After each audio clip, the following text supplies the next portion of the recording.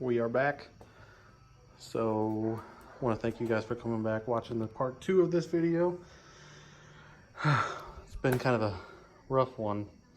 Got off work late, so I'm getting a late start, but we are getting things together. So the bolts are hand tightened. Well, they're a little bit more than hand tightened, but they're not torqued down yet, but the RTV is setting up.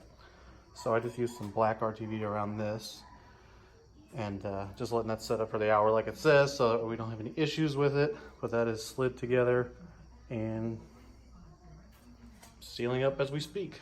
So right now we are working on taking the tunnel or the console out of the inside. So you can see there's 2 bolts right there that have to come out, and right now I have yet to find the other one, so I will find those soon, get this thing yanked out. I'll let you know where they are when I find them. But I opted to take the seats out because obviously it gives you a lot more room in here. And I can really clean this thing up. This thing is a mess. Having 2 kids in the back seat, it is filthy. So I'm gonna go ahead and get this knocked out, get this cleaned up. Don't forget to hit the subscribe button while you guys are waiting for me. And we will get started on taking this out and cutting a hole hopefully tonight. So stay tuned. Thanks, guys. Okay, so that is out. A couple things I want to point out. So I showed you the 2 bolts that bolt down into this. Those are inside that little center console part of the truck. And then also you have a wire that runs to the outlet inside of there, which that's just a little plug. You can just take loose, pulls right off of there. So that comes off. You also have a wire, if you have an automatic transmission, that runs up to the lights up there that tells you park, reverse, all that good stuff.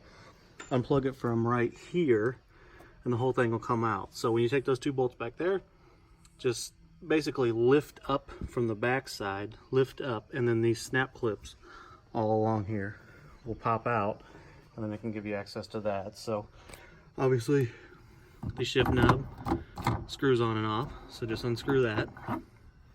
And then to get the e-brake thing off, all I did was take that little pry bar over there, little plastic pry bar, and use that to finagle the boot around this little lip and this lip, and then it slides right off. So fairly easy to do, but I wanted to point that out if you ever have to remove the center console for anything.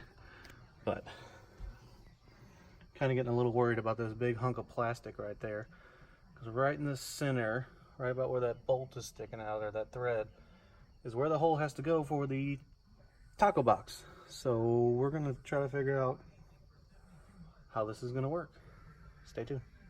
All right, so just to point a couple things out, if you see the 4 bolts that hold in the shifter assembly for the automatic transmission, we're going to take that out, and you will see about where the Tacobox shifter is going to come out at. So we're going to take this out and I'll show you what I found after doing all this.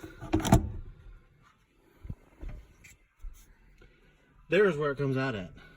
Those 2 bolts that were up front on the shifter assembly, right there and there.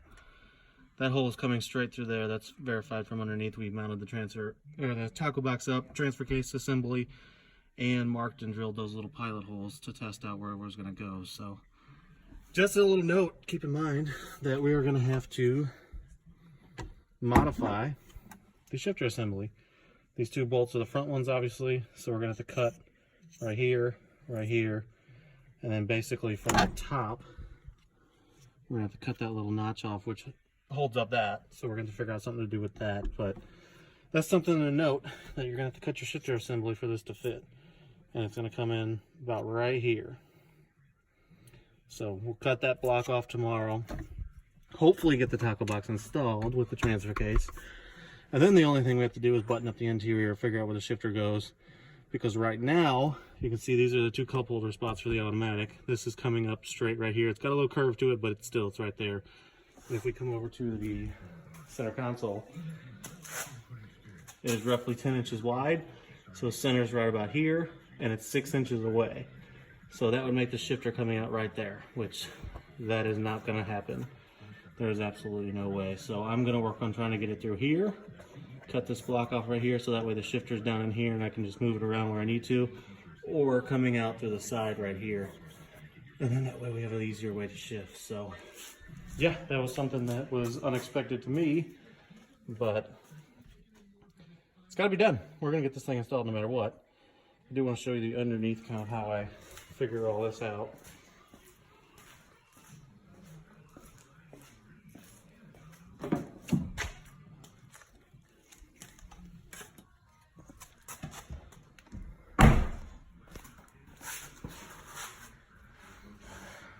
You can see my square.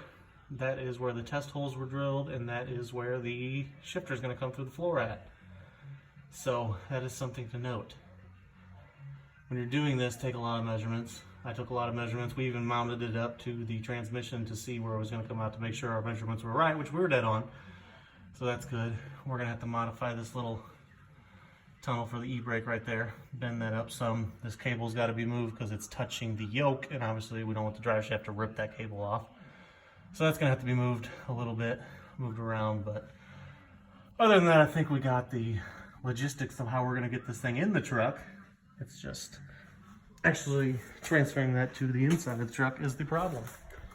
So I want to say thanks for you guys watching. Stay tuned. There's going to be more, and we're going to get this thing in at all costs. We're going to get this thing in there. Don't really like cutting up a new truck, but I pay the bill for it, so I don't really mind, and I plan on keeping it. Other than that, that's about it for tonight. So please subscribe. Stay tuned. There's more coming. Drop a comment. What do you guys think about the install so far? Is it anything that you expected? Is it par for the course for something like this? I don't really mind it because I already had planned doing this stuff. So in my mind, this is about what I figured would take to do it. It just would have been nice kind of to know some of these things that had to be done, and if there was other ways to do it, so that way it was a little bit easier on new people who got one, and people understood that there's a little bit more than just extending a wire harness, drive shaft had to be fixed, etc., etc. But thanks guys for watching. Appreciate it. I will be back on here in the next day or so.